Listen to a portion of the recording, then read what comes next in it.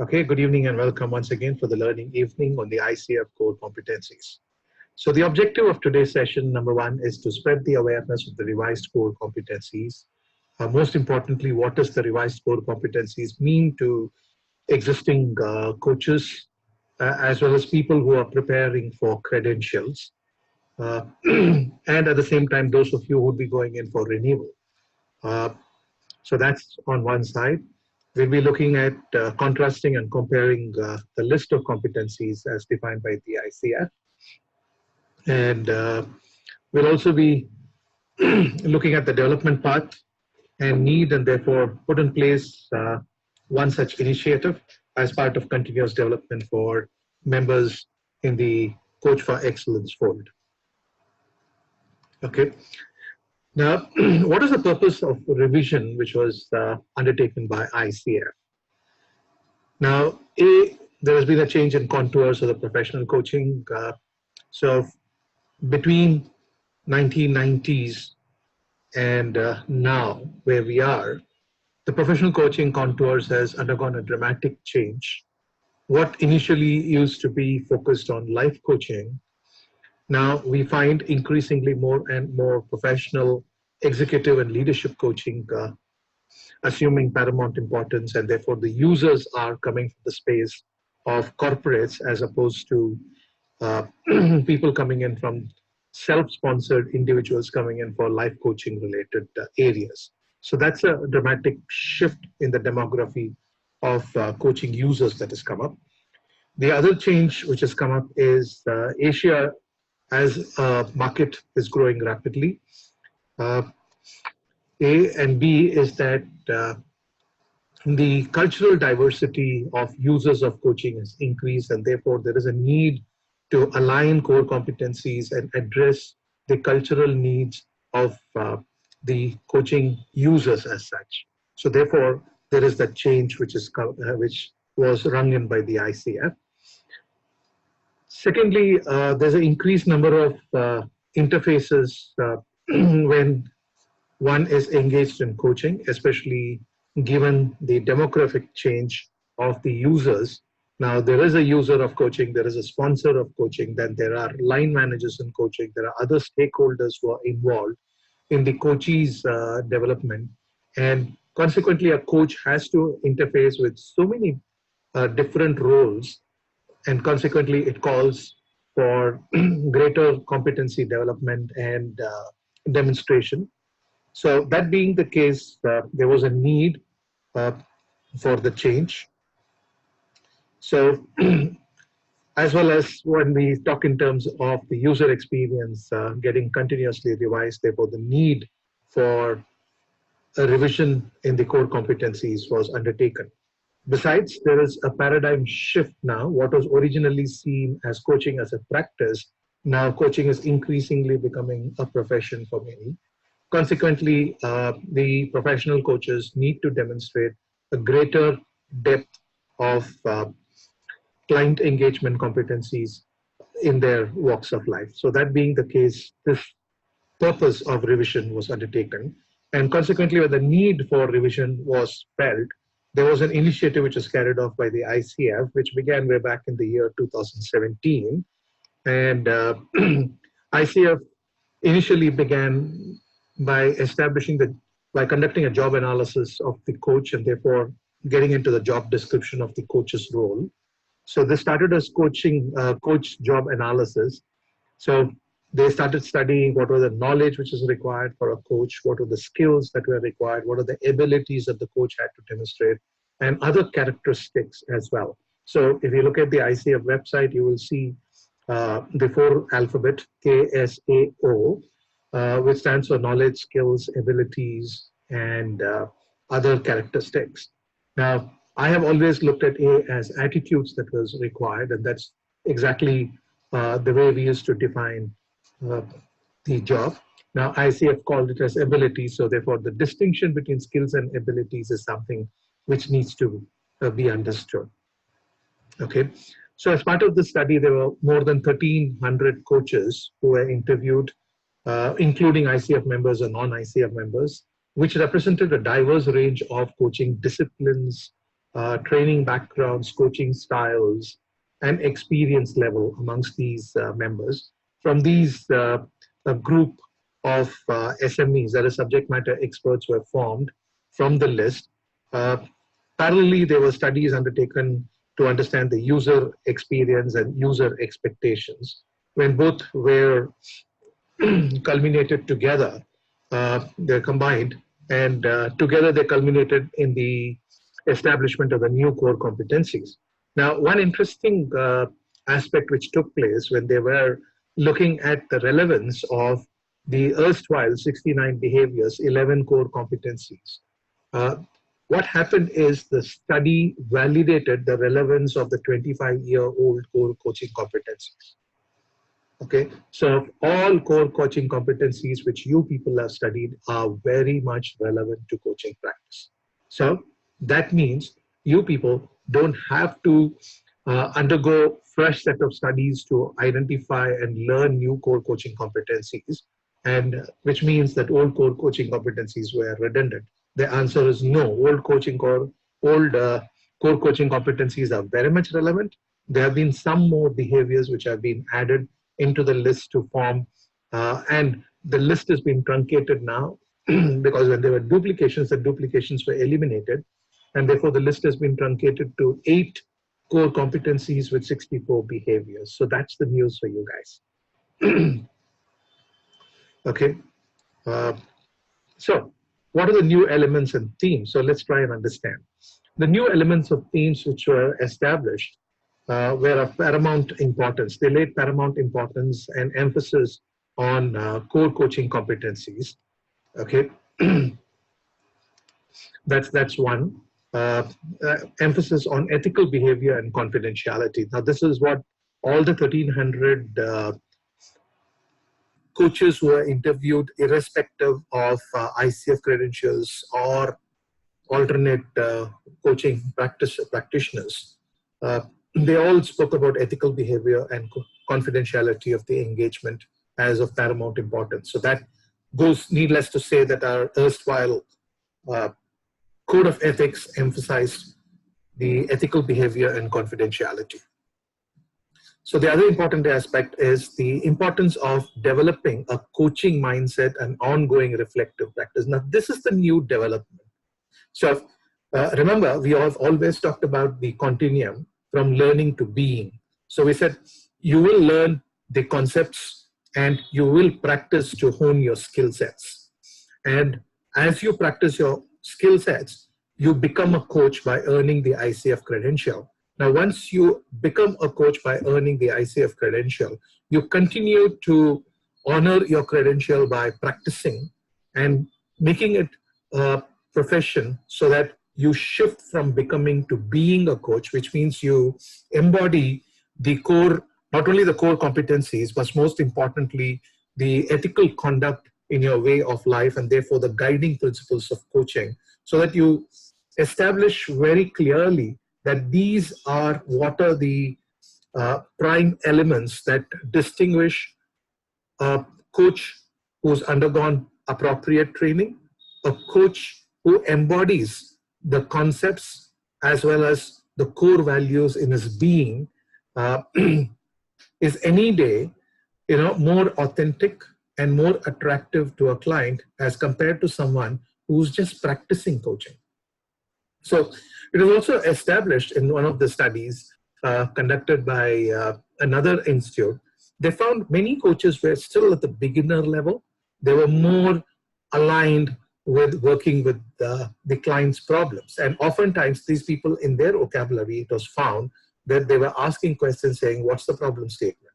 So what ICF and the coaches who are grandparented, who moved into that role, who are being in the being space of coaches, they don't look at in situations as problems in coaching. They always say, when a client brings a problem to the coaching situation, a problem statement, the problem statement is nothing but the situation.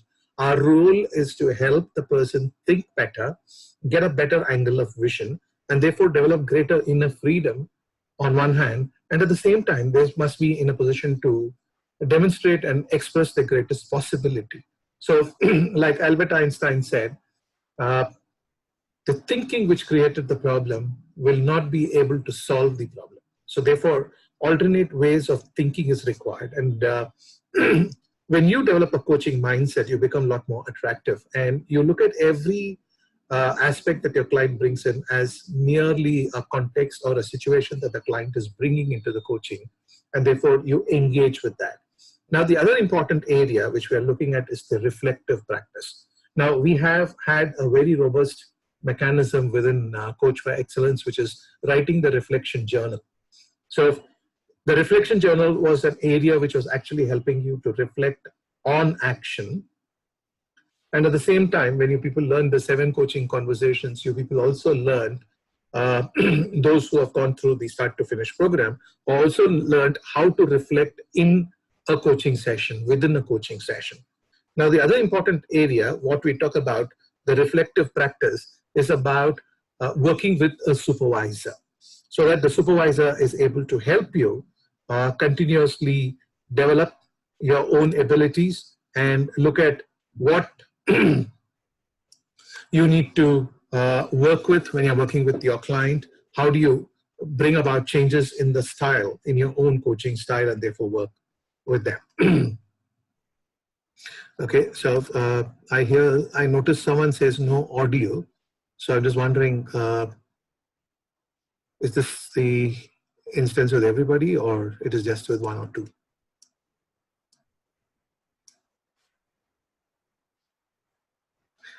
Okay, let me see what someone's, oops. Okay, I can hear well, okay with audio, great. So Anand, you need to work on that if you're right. Maybe rejoin.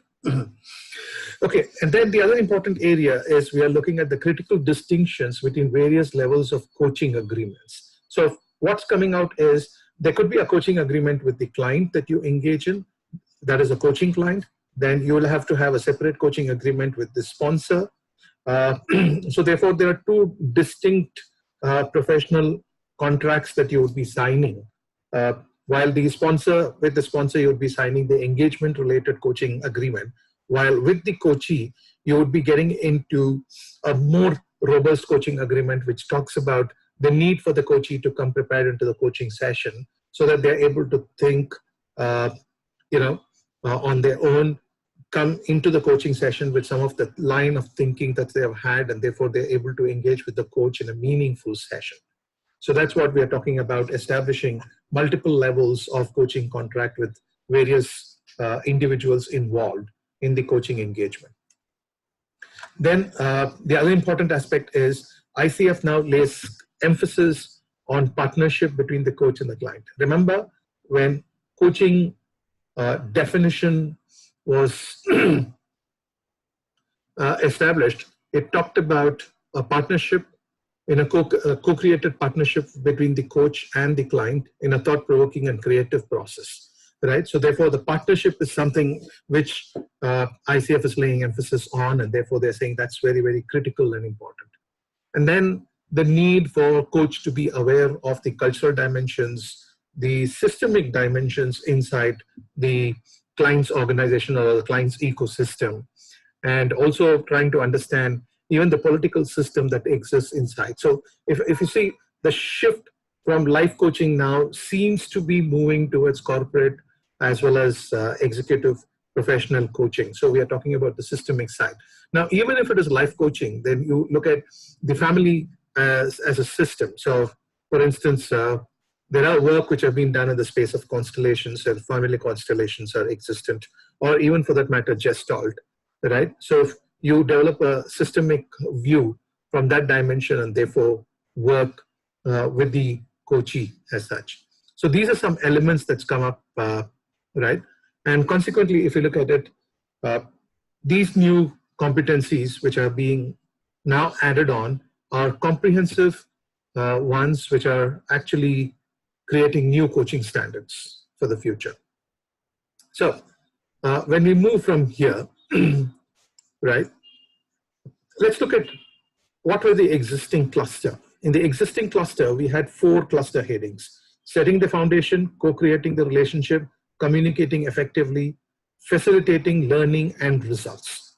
So under setting the foundation, you had two competence, namely meeting ethical guidelines and setting the professional standard, or meeting ethical guidelines and the professional standards, and establishing a coaching agreement, which was under the foundation. Then co-creating relationship had two, trust and intimacy and coaching presence. And effective communication had three, in terms of active listening, powerful coaching questions, and direct communication. And facilitating learning and results had four, in terms of creating awareness, designing action, planning and goal setting, managing progress, and accountability. Now, those were the 11 competencies which were defined, right? Now, in the new competencies that have been defined, now we said 11 is now reduced to 8. So we have foundation. Setting the foundation is now becomes foundation. Co-creating the relationship remains co-creating the relationship. Communicating effectively is retained as communicating effectively. And facilitating learning and results has undergone a change to cultivating learning and growth. So when you look at what has undergone a change, now let's go a little more deeper and look at under each cluster, what were the competencies, what are the new competencies that are coming up, right? So when you look at the previous version, we had in cluster A, meeting ethical guidelines and professional standards and establishing coaching agreement. Now, what has happened here is in section A, when we look at the foundation, we are looking at meeting ethical guidelines has now become demonstrating ethical practice. And a new behavior which has been added here, new competence which is added, is embodies a coaching mindset. So it's about not just becoming a coach, but then moving to being a coach. So embodies a coaching mindset. So what does that mean? We will look at length. Then establishes trust and intimacy, coaching presence that were co-creating, that was part of co-creating the relationship. Now here, if you see, coaching agreement is now moved into the second cluster. The second cluster would mean here we are talking about co-creating the relationship. So establishes and maintains agreement. It's not just establishing a coaching agreement, but then maintaining the agreement. Then cultivating trust and intimacy and maintain safe presence. So if you see in co-creating relationship, what was 2 now has undergone a change. So therefore there are 3: agreement, trust and safety. So these are the days we are talking about the psychological safety for the client. So increasingly ICF has understood, and the word intimacy has been eliminated. It means in different cultures, different things. Then coaching presence is maintaining presence. What is interesting here is, as we look at these headings, when we go down into each of the competencies, many of the behaviors listed under the competencies were and are actually PCC level markers or behaviors which a beginner PCC level coach has to demonstrate. Now those have been added, so which means ACC level coach will also now be able to demonstrate greater awareness and will be seamlessly able to shift into being a coach. So which means not just learning some concepts and some skills to be a coach or become a coach, it's about making that quantum leap from where they are to what kind of coaches they are expected to be.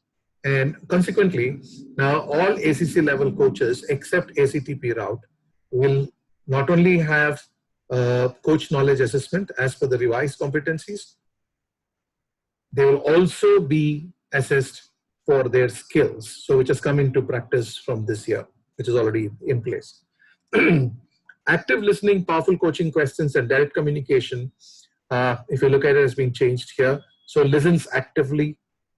Okay, powerful coaching questions, direct communication, and creating awareness, which was part of facilitating learning and results. So these 3 have now been clubbed together to make way for a new name, what you call as Coach Evokes Awareness.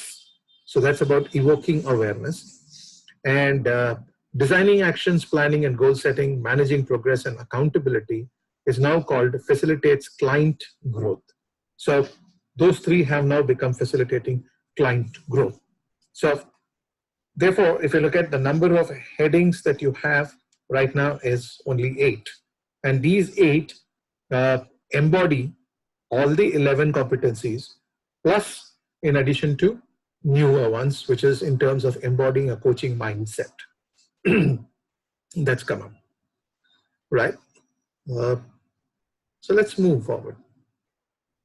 So when we look at cluster A now, the foundation demonstrates ethical practice. Now, ICF defines ethical practice as the coach's ability to understand and consistently apply ethics and standards of coaching in their practice. So what they're talking about is they're talking about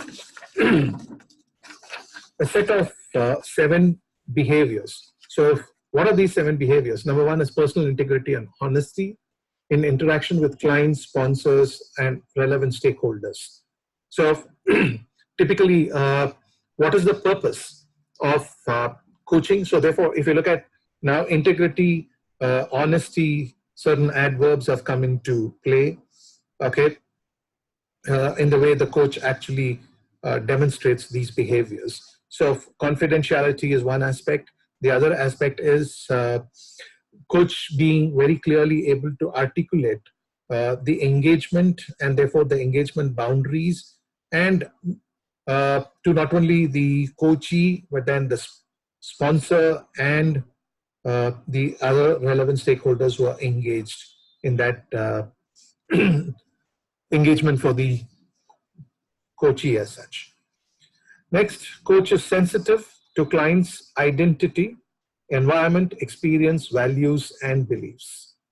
Okay, so this is the personal identity in terms of who they want to be. What is their environment? What are their environment, which could be the professional environment or the personal home environment or the ecosystem, and then what NLP calls in terms of ecology, which is the client's internal ecology itself, right? So we are talking about their personal experiences, what are the deeply held drivers and values, and therefore the beliefs. So we are able to make adjustments in relation to that, and therefore you are able to work. Now, one thing which I would have liked to be added here was more with relevant to the environment. In terms of environment, we're talking about the client's socio-political, technological environment as such, and therefore the way of working. So that's what is very important. Uses language appropriate and respectful to clients, sponsors, and relevant stakeholders. If you see, this was already there in our existing code of ethics. Now, by the way, the code of ethics also has undergone a change. So which means on 4th of December, you people will all get to receive the new code of ethics, which will come in to play on by 20th. It should have been published totally. Once it's done, effective 1st Jan, the new code of ethics will come into play. So therefore, it's been a massive revamp work which has been undertaken by ICF. Then abiding by the ICF code of ethics and upholding core values. So remember, there are 4 core values which ICF has, which is respect, integrity, excellence, and so on. That's what we are looking at. So those 4 values, ICF would also be undertaking work on that, and therefore either priming it up further or maybe adding some more values which comes into effect. Then maintaining confidentiality with client information for stakeholder agreements and pertinent laws. So this was always there, no change in that. Maintains distinction. So this was again always there. So very clearly, if you look at in the erstwhile meeting ethical guidelines, setting professional standards, and establishing coaching agreement, right? So now in terms of setting professional standards is where you people were defining what coaching, consulting, psychotherapy distinctions were to the client so that the client understood what they were getting into. Okay, so now that's been added here. Okay, then the other important area is for you to be able to refer the client to support professional as a team fit, right, as appropriate. So not much of change here in terms of ethical practice. They all remain as it is. So this is where the change is, embodying a coaching mindset. So we said learning, doing, becoming to being. So develops and maintains a mindset that is open, curious, flexible, and client-centered. So which means, so coach being open to learning, coach being open to experimenting with different ways of working with the client, uh, and also being spontaneous and flexible. So if you look at some of these words were in presence, now they have come here under embodying a coaching mindset, right? So now if you look at in trust and intimacy, we had acknowledging the client. So here, if you look at acknowledges that the client are responsible for their own choices. So if you look at, we talked about the presuppositions in coaching, and what it says is the client is whole, complete, creative individual, and they make informed choices or choices of their own accord. So that's exactly what we're talking about here. So looking at the person as wholesome, right, not broken, normal as such, engaging in ongoing learning and development as a coach. So therefore, you see the need for you guys to continuously keep working on and developing newer ways to work with your client so that you're able to better service your client. So we are looking at this. Number 3, develops an ongoing reflective practice to enhance one's coaching. So this is a small shift that ICF is making. Earlier, ICF was always in the view that mentor coaching was efficient, effective, as opposed to the need for supervision. But over a period of time, over the last 4 or 5 years, increasingly more and more board members have become supervisors, and they're also able to appreciate the nuances and having a reflective practice for coaches themselves so that you're able to eliminate any potential parallel processes that might be happening to the coach or any potential contamination that could happen to the coach's way of thinking and being. So to eliminate those, there is a need for the coach to engage in reflective practice, not only to advance one's own skills and abilities, but most importantly is to be wholesome as they are. So that's where you're looking at the reflective practice, which is the need of the hour. So coach, as a coach, you remain aware of and open to influence of the context and culture on yourself, as well as others who are engaged in coaching. Uses awareness of self and one's intuitions to benefit clients. So therefore, if you look at intuition was something which is coming in direct communication and also in powerful coaching questions, right, and presence in a way. So now if you look at intuition has now moved into embodying a coaching mindset. So therefore, developing your own intuitive ability to the benefit of client, right? So we are looking at that.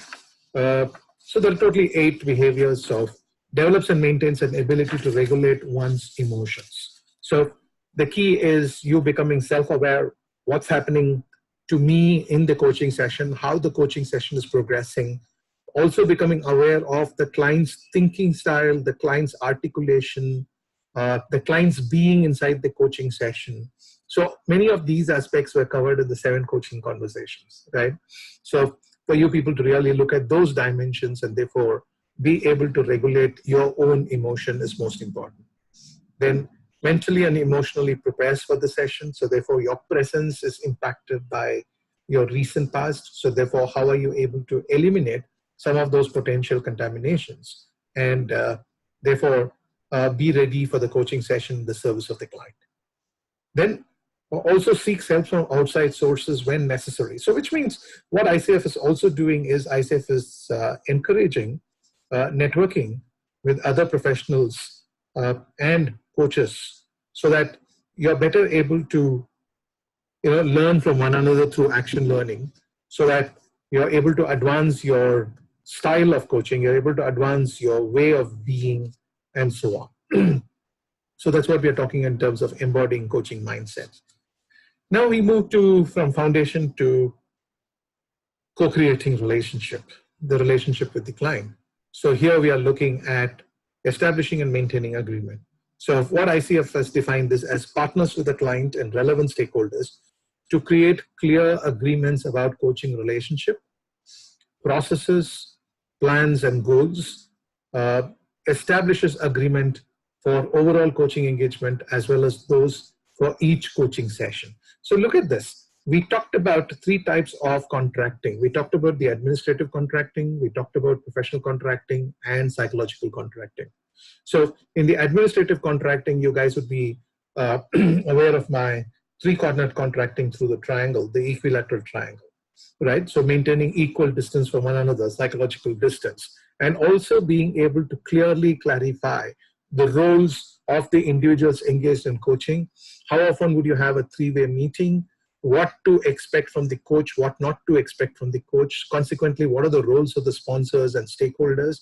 How are they going to be supportive and aiding the coachees, professional and personal growth in terms of the potential, so that they are helping the person to live up to his or her potential. So there are 11 behaviors listed here. Now, so one, this is, you guys know what coaching is not, as part of the coaching agreement, which you are always doing. Then reaching agreement of what is and what is not appropriate in the relationship, what is being offered, and the responsibilities. So therefore, you see the three-cornered contract very relevant here. Then reaching agreement about guidelines and specific parameters of coaching relationship, logistics, fees, scheduling, duration. This was always there in the coaching agreement earlier. Partnering with the client and relevant stakeholders to establish overall coaching plan and goals. Now, this is something which was there in planning and goal setting. Now, that's actually pulled forward into establishing the coaching agreement. And oftentimes, as assessor at PCC, MCC, when I'm assessing, I find the erstwhile competency list 9, 10, 11 as part of facilitating results. 10, I don't see at all in terms of planning and goal setting. And even managing progress in the session, I don't see at all. Oftentimes, it just goes as not observed. So, but then they're very, very important. So for example, within a coaching session, you can plan for the coaching session. You can do a time structure. So if you have a half an hour kind of a call, I'll spend initial 5 minutes exploring the coaching goal, and then looking at the current reality, we would spend about 10 minutes, and then we will look at establishing alternatives, which could be facilitating the client to engage in alternative thinking and search, pause, so on. You could spend 10 minutes, and then you could spend 5 minutes in terms of summing up, in terms of action planning or whatever. So it's about time structuring the entire coaching call, and therefore also establishing the overall coaching goal for the macro coaching goal for the coaching engagement, and then breaking it down into session-wise, and therefore planning the session-wise engagement and moving forward. Now that's something which some of them used to practice, which was not known. Now it's that much more clear that that's something which is expected out of everybody. Then partnering with the partnering with the client to determine client and coach compatibility, the chemistry between the two. So we move to the sixth bullet, which is partners with the client to identify and reconfirm what they want to establish in the session. Now, this was something which was there in coaching presence, which is now moved into coaching agreement. Partnering with the client to define what the client believes they need to address or solve or achieve that they want to accomplish in the session. Now, this was the PCC marker in terms of establishing conflicting goals that might come up. So therefore, resolving that particular aspect which needs to be addressed in the coaching session. So therefore, for the coach and coachee to engage in the coaching session, what are some of those things which needs to be resolved quickly so that they'll be in a position to progress on the call? So that's a point which is there. Then partnering with the client to define, reconfirm measures of success. Now, this is again a PCC marker. We're talking about the ability of the coach to ask questions around what would, how would you like to see this coaching session, and what would you like to take away? How could we measure the effectiveness of this particular call, or how do we know this call was successful for you? So asking those kind of questions is what we are really looking at here as point number 8. And partnering with the client to manage the time and focus of the session. So this is another way where you could always partner with the client, saying, would you want to manage the time? Would you want to maintain a log of the events here, or do you want to keep time, or do you want me to keep time? So one of us can take turns and then do it, right? And therefore, what is the focus of the session? So that's what we are looking at. And continuing coaching in the direction of the client's desired outcome, again, is a PCC marker, what we call as 2.5 in PCC markers. And partners with the client to end the coaching session in a way that honors the experience. Now, this was in competency 9, 10, 11, which was closing the coaching session. So that's been moved into establishing the coaching agreement, establishing and maintaining the coaching agreement. So we move from here to cultivating trust and safety, which is the next competence. So therefore, I already talked about the psychological safety. Partners with the client to create safe, supportive environment that allows the client to share freely, maintains a relationship of mutual respect and trust. So we are looking at 6 behaviors here. So the 6 behaviors are seeking to understand with the client within their context, which may include their identity, their environment, experiences, values, and beliefs. So we already talked about this earlier on. Demonstrates respect for client's personal identity, perception, style, language, and adapts one's coaching to the client. So in relation to client's learning style, thinking style, you're able to adapt your coaching in relation to the coaching client as such. So which would mean from a learning, if the client is more of a doer, that is an active experimenter, then you align yourself to ask more questions around the active experimentation. Or if the client is more of a thinker, reflective observer, then you ask questions around the thinking and then move him into experimenting. Or if you look at the client as someone who's always thinking of creating new concepts, then you are actually helping him to create a newer concept. So which could mean either regressing or progressively abstracting the information. More of abstracting than regressing as such. Then acknowledging and respecting clients' unique talents, insights, work, and coaching process. So this is something which we as coaches need to learn to establish, and therefore, be able to acknowledge and encourage and champion the coachee as such. Shows empathy, concern for the client, support. So this was always there under trust earlier on, so measured in the PCC competence 3.2. Then acknowledging and supporting the client's expression of feelings, perceptions, concerns, beliefs, and suggestions, which will actually be 3.3 in the erstwhile PCC marker, which is still relevant right now. PCC marker will undergo a change in 2021. Now, here we are talking in terms of 3.3, where giving space for the client, and therefore the client is able to express his own sense of feeling, perceptions, beliefs, whatever. So you're able to ask those questions and hold the space for the client to articulate. That's the behavior we're looking at. Then coach demonstrates openness and transparency as a way to display vulnerability, build trust with the client. So it's like openly saying, hey, you're working with an agile group. You could say, I have only read about agile in the dictionary. I don't know how you guys work, so I would love to learn more about your way of working. And therefore, I will align myself. So one is to be able to openly say what you know, what you don't know, with respect to the client's context, and therefore learn from the client and then work through that process, developing childlike curiosity there. Okay, so we move from 4 to 5, which is maintains presence. So the definition is coach is fully conscious, present with the client, employing a style that is open, flexible, grounded, and confident. So this is exactly our the existing presence that we are talking about. So remains focused, observant, empathetic, and responsive to the client. This is a PCC marker. So when you're engaged in, you not only listen, but you're observant, and therefore you're empathetic, and then you're able to call out those points and then work with the client. Then demonstrates curiosity. This would be 4.4 in the PCC marker now. We talk about ability to ask those learning questions for oneself. So it's like, simply put, tell me more kind of questions, right? So you're observing some behavior in the client, and therefore then you're able to ask questions around that behavior with an intention of learning more. Okay, so that's where we are talking about that. Then we look at self-managing one's emotions. So this was always there. So therefore, you're able to do that. Demonstrating confidence in working with strong client emotions during the coaching process. This is erstwhile competence as such. And you're comfortable in a space of not knowing. So presence, we always said not knowing, right? Operating from a space of not knowing. So this is what was always there in the competencies. And creates and allows for silence, right? Pause or reflection by the client. So you're able to create that opportunity for the client, saying that, okay, so if we have spent about 15 minutes into the session, would it make sense for us to pause? And would you want to reflect on what has happened in this particular space? How do you see that moving you towards what you wanted to accomplish? And what kind of insights are you developing?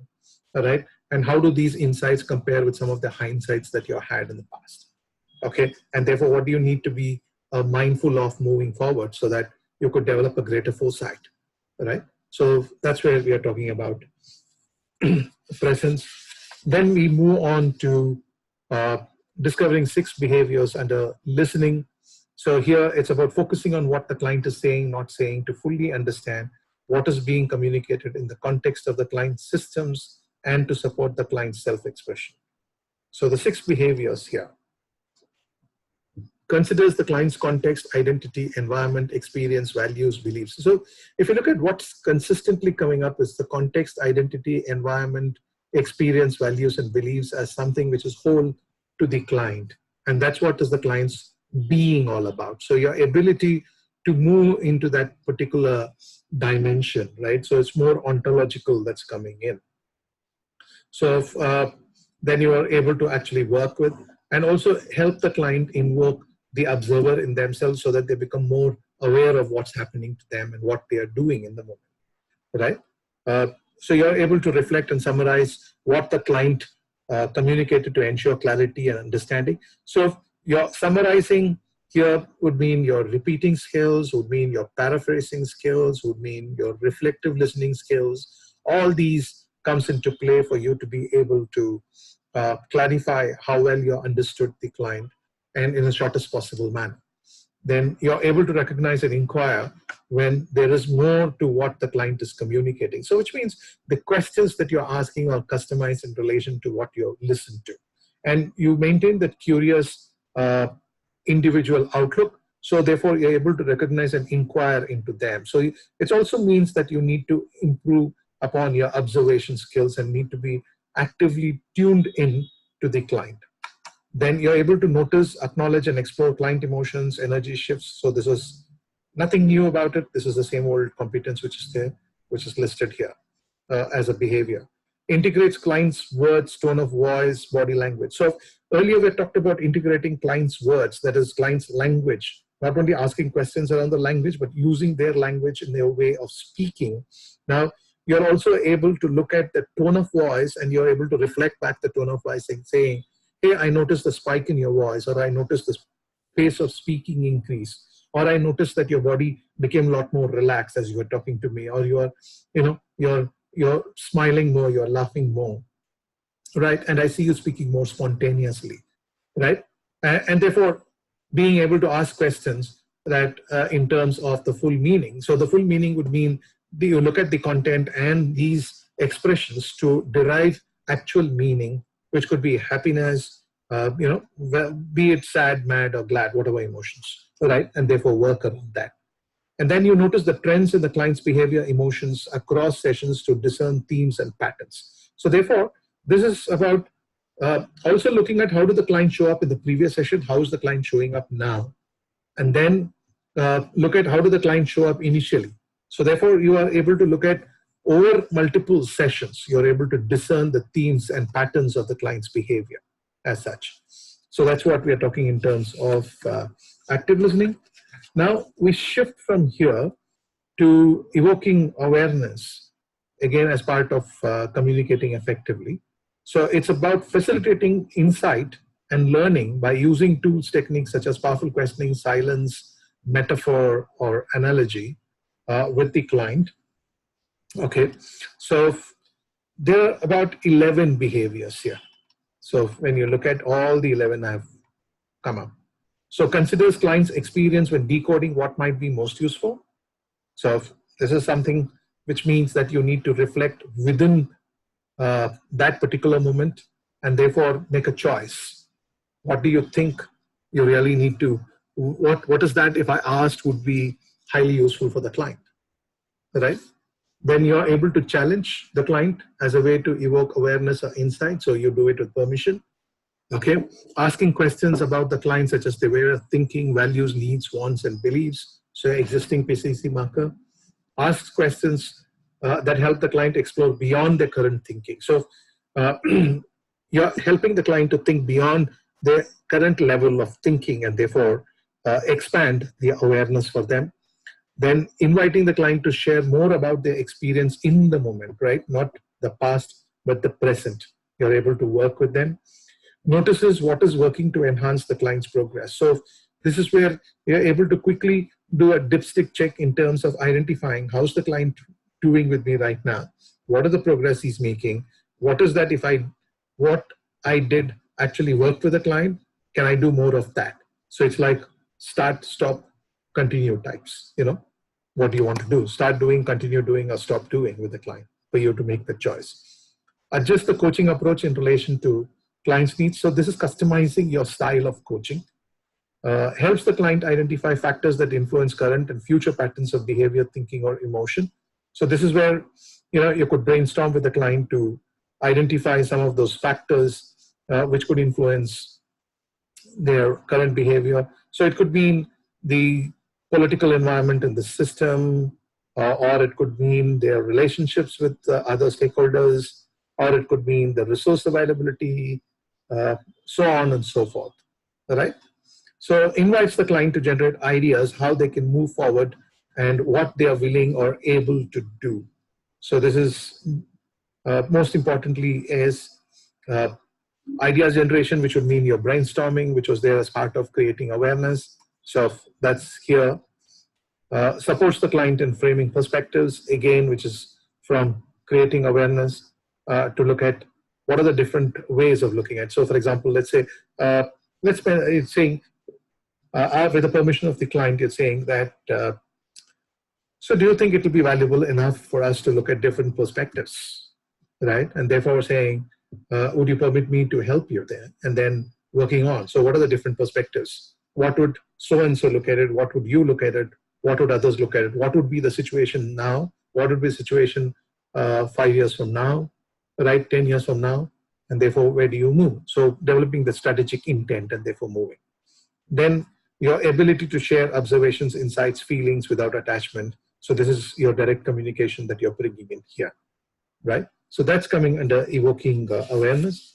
Then we move to the last set of 8 behaviors, which is in terms of cultivating learning and growth. So facilitating client growth. We are talking about partnering with the client to transform the learning and insight into action, promoting client autonomy in the coaching process. So here we are looking at working with a client to integrate newer awareness, insight. So oftentimes we have noticed that coaches were so, their intention was so deeply involved and enthusiastic about creating awareness that they forget to actually move them towards the action planning or designing actions. And they have not planned their sessions so well. So they're left with very little time at the end.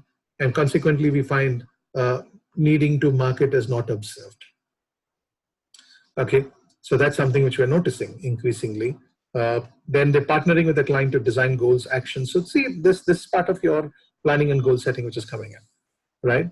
So while that was in terms of designing actions, now we are looking at this in terms of planning and goal setting. Then acknowledging and supporting the client autonomy in designing goals, actions, methods, accountability. This is in terms of developing the support structure for themselves to ensure greater personal accountability. And also moving to supporting the client in identifying potential results or learning from identified steps. So which means asking questions around, when we do the possible model, when we do the blueprinting. So we dive into each of the stages to establish what would this action get you, right? What would tell you that this is working? That is in terms of the indicators of success. So you're looking at that piece.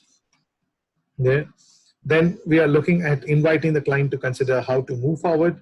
including resources, support, and potential barriers. So this is a support structure question, right? Partners with a client to summarize learning insight within or between the sessions, right? So therefore, you know, so the client can say what he has learned.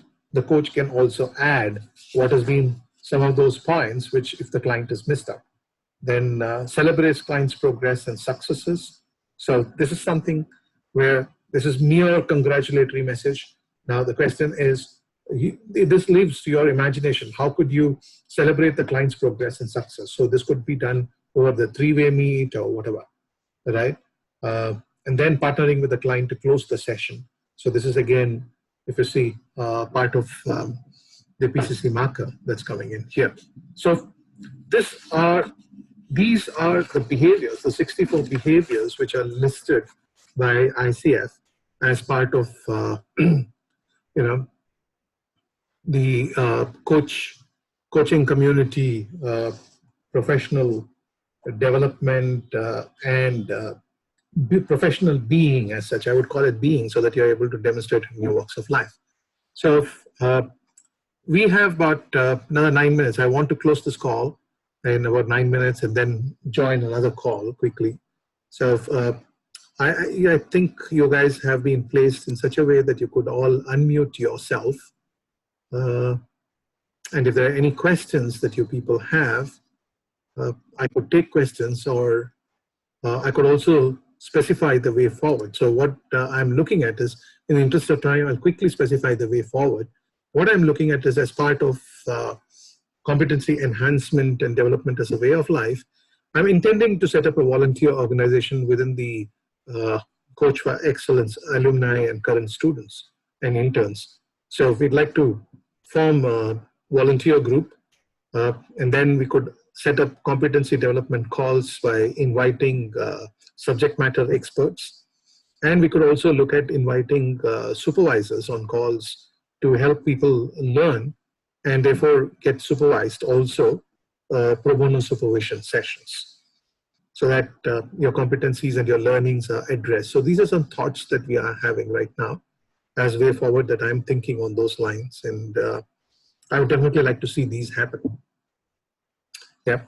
So what questions do you people have now?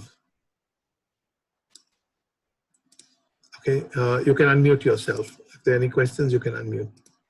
Hi, Sai. This is Arif. Hey, Arif, hi. Nice to hear you.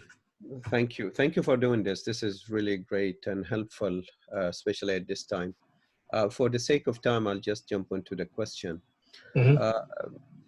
Sai, you said something about the reason why they have been working for 2 years and revising and updating the core competencies. And you said something about South Asia and Asia for the culture. Which part of it that came out as a result of the updated competencies that related to the culture? We don't have much information, because De Geromo didn't share information on those lines, though there was a cohort in Asia and there was a cohort in Oceania, right? And when these people engaged with credential coaches from ICF and non-ICF coaches who are practitioners, so they identified some of those areas, and they felt it was important, because what was happening is, some of the coaches, it was seen as part of the job analysis, the coaches were able to deliver better results to their client by way of understanding the client's ecosystem, and therefore developing systems and processes which enabled it. So which was something which was not listed in the erstwhile competencies, and they felt it was the need. So that's what I can give you. I'm not able to answer your question very specifically in totality. However, this is the information which I can give you.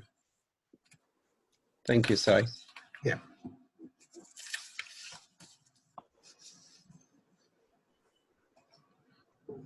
Is there a specific reason why they've removed everything which says results? No, their results is, as part of the client's growth, right? So facilitating learning and results is now changed to facilitates client growth. So they thought growth was a whole, I guess the subject matter experts felt that growth encompasses. Growth is a very pervasive word and it encompasses all that. Yeah.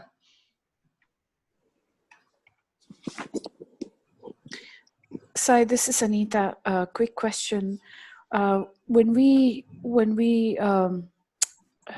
apply for our credential, we will be assessed against the new version, right? I just want to clarify that. 2021. So you guys hopefully should be, some of you must be applying in 2020.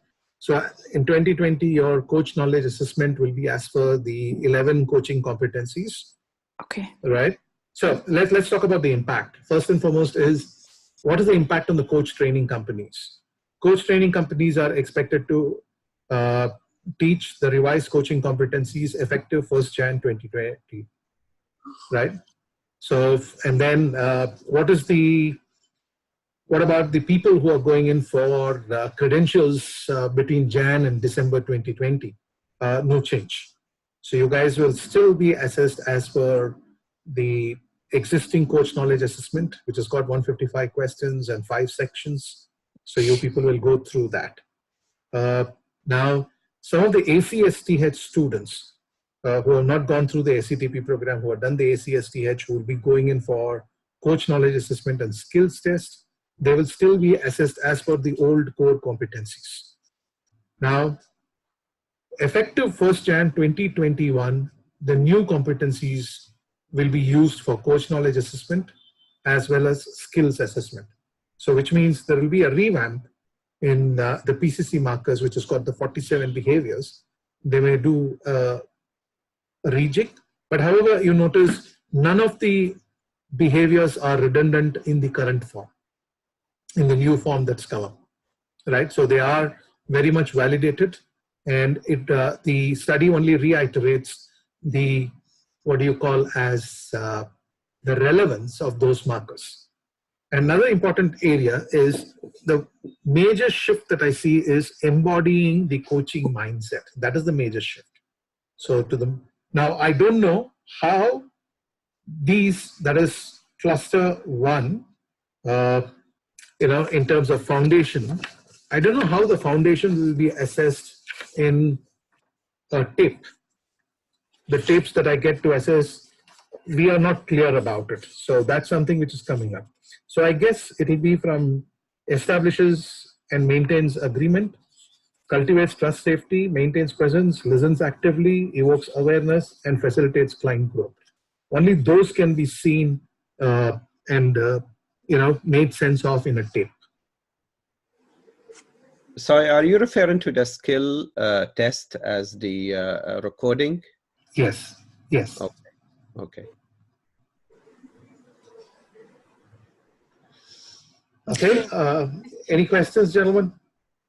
Yes, Sanjay here. Yeah, Sanjay.